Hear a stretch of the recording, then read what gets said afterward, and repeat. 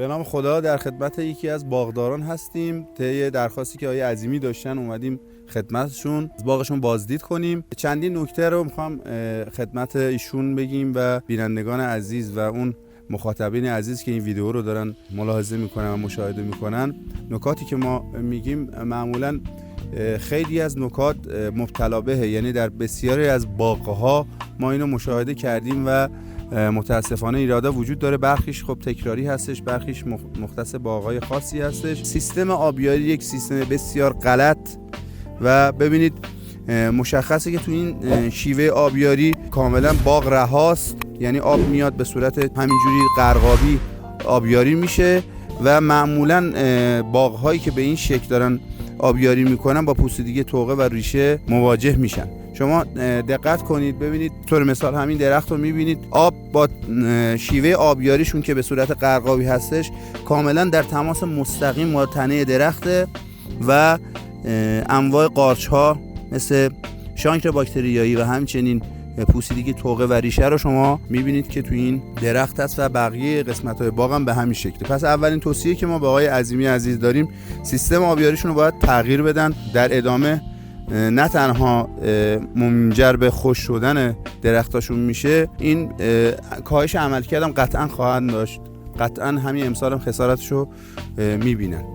و نکته بعدی در خصوص بحث علف‌های هرزش هست. ما همیشه به باغدارا این نکته رو متذکر میشیم. خب برخی از دوستان و باغداران عزیز تصوراتشون این هستش که خب علف تو زمین بمونه برای نگه داشتن رطوبت، اما نمیخوایم این موضوع رو رد کنیم، ولی آسیب هایی که به واسطه حضور علف هرز تو باغ هستش به قدر زیاد هستش که توصیه میشه که علف هرز توی باغ کنترل بشه. شما اگر دقت کنید میبینید تو باغ انواع اقسام آفات میان روی علف‌های هرز تخم‌گذاری میکنن و مراحل تغذیه‌شون رو میگذرونن، تکامل پیدا میکنن، میان به درخت دوباره آسیب میزنن. پس توصیه میکنیم که حتما یا به صورت مکانیکی، حالا یا ویژین کردن، یا به صورت استفاده از علف‌کش‌های رایج مثل رانداب و یا گالان سوپر و انواع اقسام علف‌کش‌هایی که توصیه میشه علف‌هاشون رو کنترل کنن. پس این آقای عظیمی دومین موضوع در خصوص این بحث.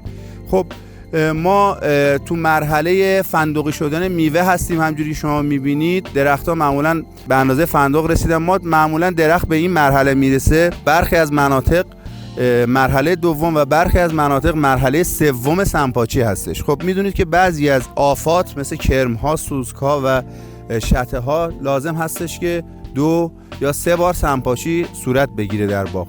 خب ایشون به نظر میاد که سنپاچی زمستانا رو انجام ندادن و سنپاچی قبل از گل انجام نشده، سنپاچی بعد از گل هم خب احتمالاً انجام نشده. الان مرحله فندقی شدن میوه رسیدن که بهشون توصیه میکنیم حتما یک شته‌کش مثل کنفیدور و یک کرمکش مثل انواع کرمکش‌هایی که تو بازار هستن مثل فنوالرید، مثل دورسپان، مثل دیازینون استفاده کنن برای کنترل کرم‌ها.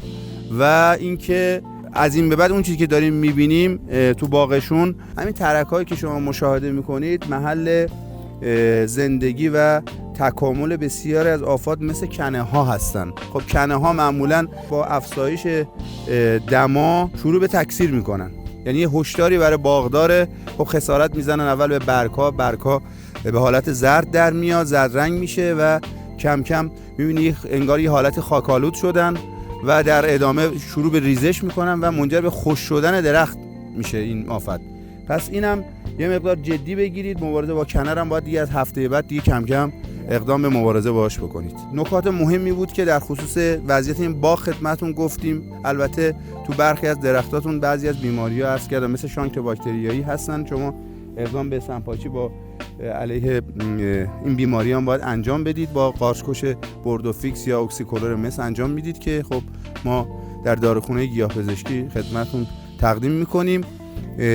نکته آبیاری هم که خدمتتون گفتم. فقط در کناری ما به نظر میاد برخی از درخت‌های شما دچار کمبود مواد غذایی هم هستن که تو این مرحله میتونید از ریز مغذی‌ها استفاده کنید، به همراه کود آهن، به همراه هیومیک به صورت آب آبیاری بدید. برخی از کودها هم هستن که به صورت محلول پاش میتونید روی برگ‌ها توی مرحله استفاده کنید، هم برای درست شدن میوه، هم برای کمک به رشد رویشی که قسمت پایانی الان رشد رویشی هستن، درختاتون وارد مرحله زایشی شدن، میتونید از کود کلسیوم استفاده کنید به صورت محلول پاش. ممنون که تا پایان این بازدید و این ویدئو با ما همراه بودید.